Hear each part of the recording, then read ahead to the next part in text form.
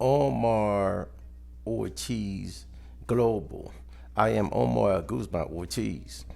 This video is a reaction video to O.J. Duke Jackson's video about Sha'Carri Richardson. But also, I'm going to talk about the first part of my video where there was an altercation in a mall between a black young man and a white young man. The black young man had stepped in because the other young man was bullying someone at the mall. Once he approached the young white teenager, their altercation ensued, and the police were called to the mall. When the police got to the mall, they grabbed the black young man, threw him to the ground, which were two officers threw him to the ground. The third officer was consoling the white teenager as he sat there in the chair, consoling him. Of course, it was a racial situation once the police got there, because the police assumed that the black young man was the one that started the whole altercation. But that is really not the case. As you see in the video coming up, both of them pretty much started swinging at the same time. Here, the newscasters are talking about the mall incident, and they were saying that the police were accused of being racist once they got there because they grabbed the African-American young man. Here they're pushing and shoving against each other, swinging about in the store. Here the police are grabbing the African-American young man while the Caucasian boy is sitting there. Here the black young man is complaining that the police assumed he was the one that started the altercation. Now the point of this video is to let all black people know that we have to carry ourselves a certain way. And if you don't, you're going to end up in jail. That's the way it happens. Now, as far as the black young man, when he saw these other guys were bullying this other person, he should have got the guy and just went on and just walked away.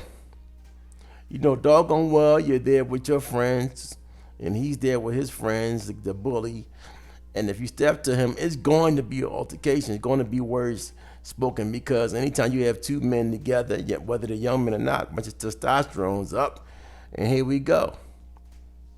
But we have to understand that you, being a person of color, you have to learn how to measure and walk away from different situations. The whole plan really with the law enforcement and different laws are put in place, such as the powder cocaine and crack cocaine sales in the 80s, with the black young men sold crack. They got more time than Caucasian men selling powder cocaine. And these laws are in place to put you in jail and in prison, due to the fact that the modern day slavery is the prison system.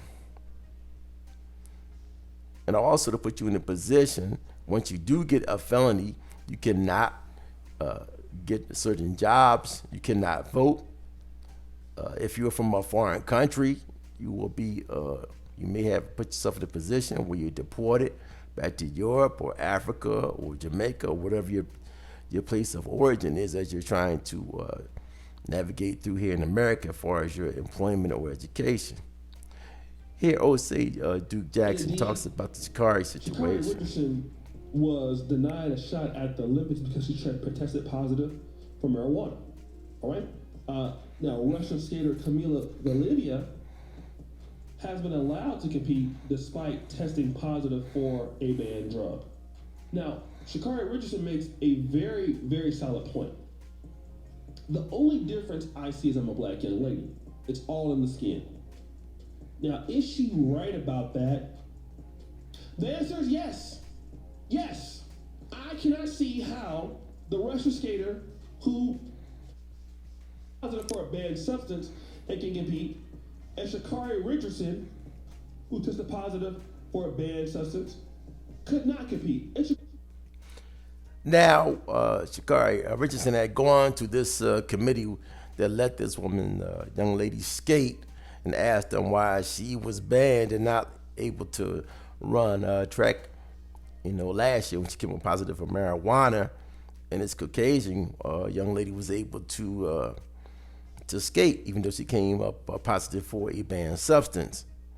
Now, the answer she got was a song and dance from this committee saying, well, she got her medication mixed up with her grandfather's medication, and if we don't let her compete, it's gonna hurt her feelings and she's gonna feel real bad. Well, yeah, Sha'Carri Richardson felt bad also when she was banned, but at the same time, we have to understand when you're a person of color, you have to hold yourself in a higher standard. You have to know how to dress, know how to speak well, and the same rules that apply to white people don't apply to you. And as much as we want to act like we're all equal in this whole thing, is not. Now here I have a picture of Kevin Samuels. I have him up here in his suit, and I have these women in dresses to make the point that when I first started really watching YouTube, I saw Kevin Samuels. Say what you want about the gentleman. He dresses exemplary. He's very articulate. He gets to his point.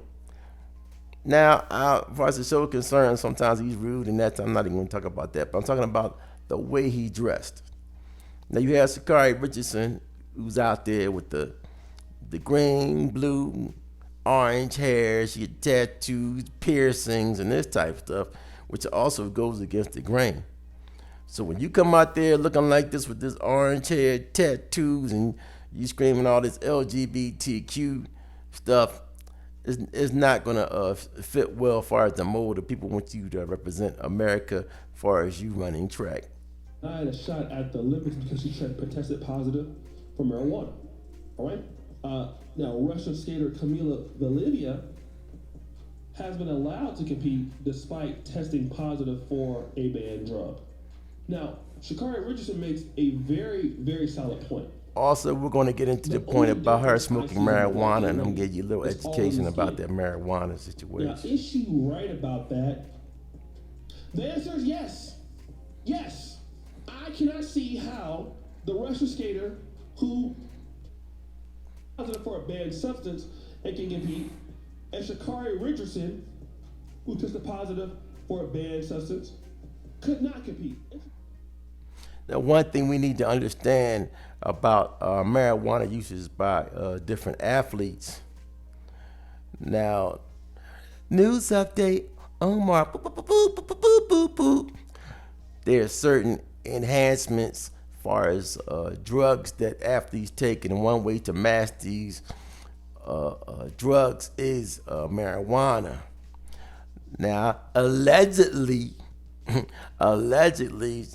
Sha'Carri Richardson smoked that marijuana to mask her drug use and is performing drug, but it got too much, into her system and came up positive.